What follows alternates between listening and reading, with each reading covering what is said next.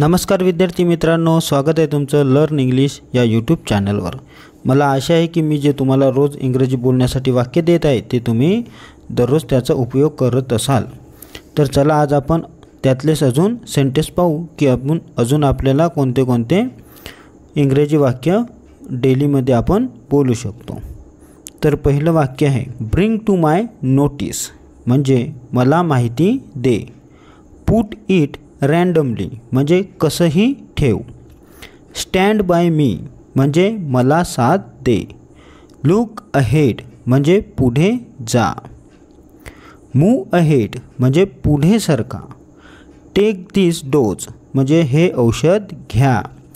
गो slowly, म्हणजे हळू जा। ड्राईव्ह स्लोली, म्हणजे हळू चालवा। गाडी वगैरे हळू चालवायची असेल तेव्हा आपण हे सेंटेन्स वापरायचं। कोणता? ड्राईव्ह स्लोली, म्हणजे हळू चालवा।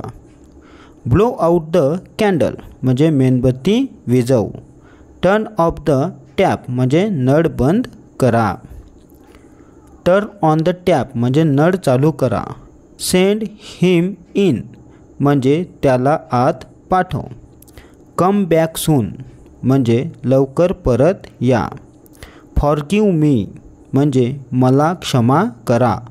गो टू हेल, म्हणजे मसनात जा। गो अवे, म्हणजे निघा।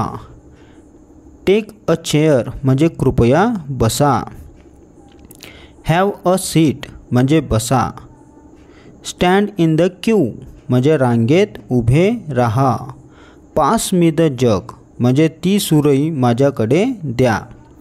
ब्रिंग माय कार हियर, म्हणजे माझी गाडी इथे आण। पुट ऑन युअर शूज, म्हणजे तुझे जोडे घाल। आयरन धिस शर्ट, म्हणजे या शर्टला इस्त्री करा। Set of the fire Crocker, म्हणजे फटाके लावा।